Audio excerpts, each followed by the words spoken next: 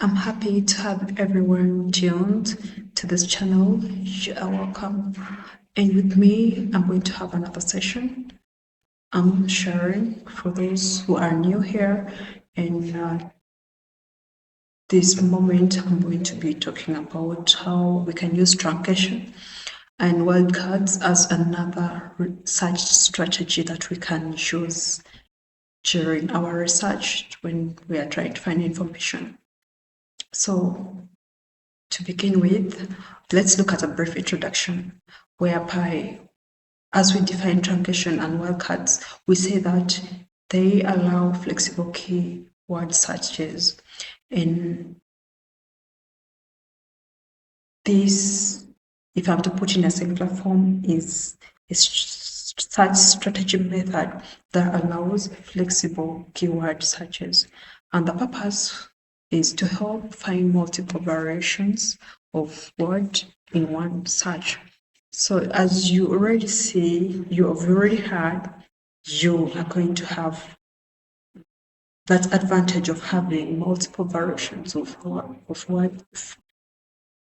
a word in one search, like words, versions of a word in one search. So let's see more. Now here we're saying that truncation use symbols, typically the asterisks.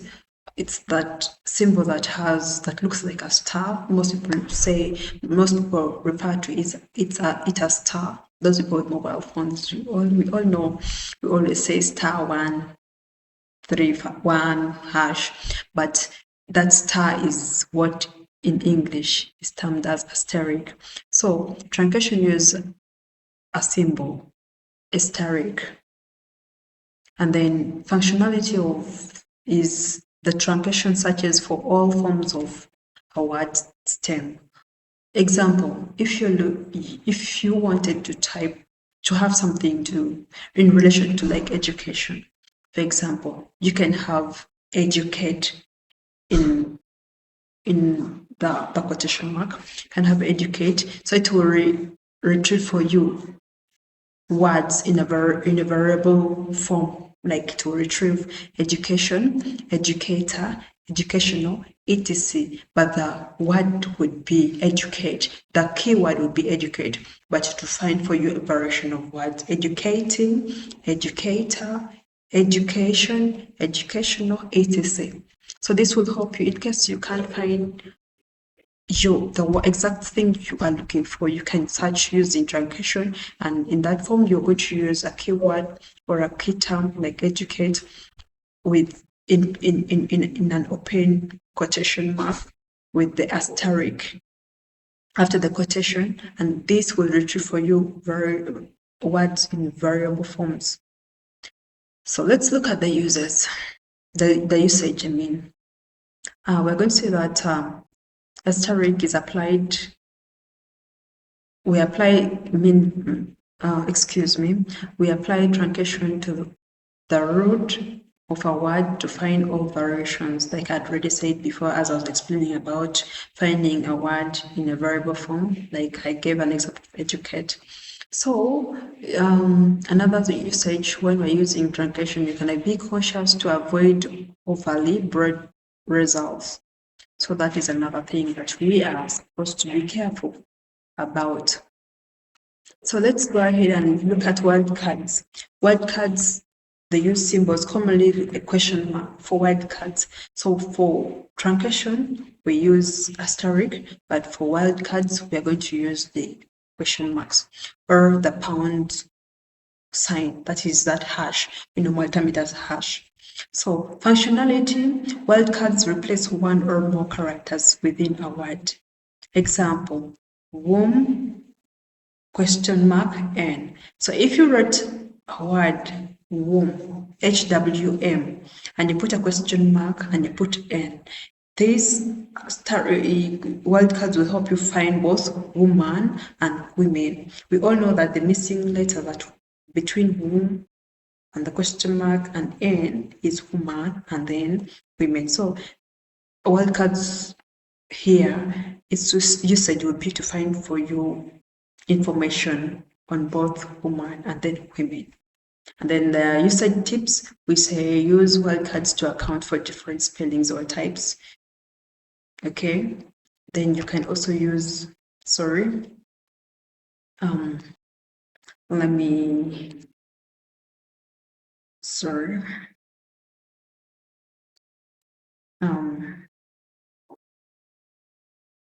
try to increase this and see what.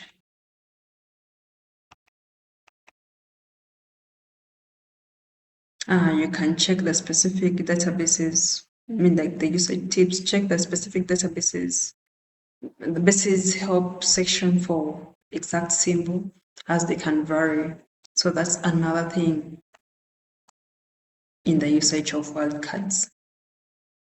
And then the other thing that would be is when to use truncation or wildcard. So also when you're using these different search strategies, you are supposed to know when to use them. Where should you apply the strategies in? So we shall look at the scenarios whereby when you want to include both singular and plural forms in search results, when also you want to account for British and American English spellings, and also when you want to when you're unsure of the exact spelling better. This is where you can apply the truncation and then the wildcards. For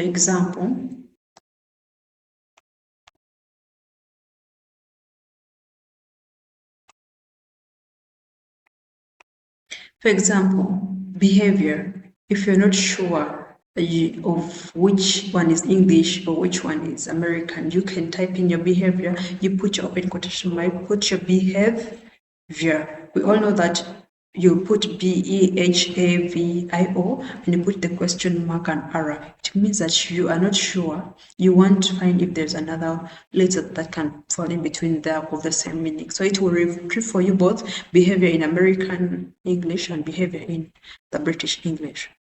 And then another thing could be like globalization. We all know that globalization can be spelled in two ways, with the S and then with the Z. So when you put globally and you put the question mark and you put action, it will find for your results containing globalization with the Z and then with the S. So that is simply where we can apply. So we can use truncation when you want to include both singular and plural forms in our search results, or when you want to account for British or the American English spellings, or when we are unsure of the exact spelling of our term. And that is it, simply as that. So another thing we'll look at in truncation are the limitations or the common mistakes in these search strategies. So they say the over truncation, what does it cause when we overusing of truncation? Saying that using too short a route can yield irrelevant results. So when we are also carrying out our researches and trying to retrieve information, we should make sure we don't overuse some of the search strategies. Like for example, the truncation.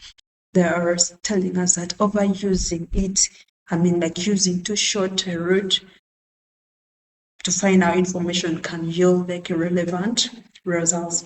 So I hope from this point we know that the both advantages and disadvantages of some of the search strategies. So we should be careful on how we want to go about with finding the information, the right information that we need. We should know when to apply what, we should know when not to apply a certain strategies. So from this point, I want to be sure that we have picked a little concepts on one, the different the sources of information, and two, we are already getting to know the different search strategies. I believe that we are all fine from this point, and I want to say thank you for your patience. Like, comment, and share with your loved ones as we tune in to my next video where I'll come up with a different search strategies. Thank you.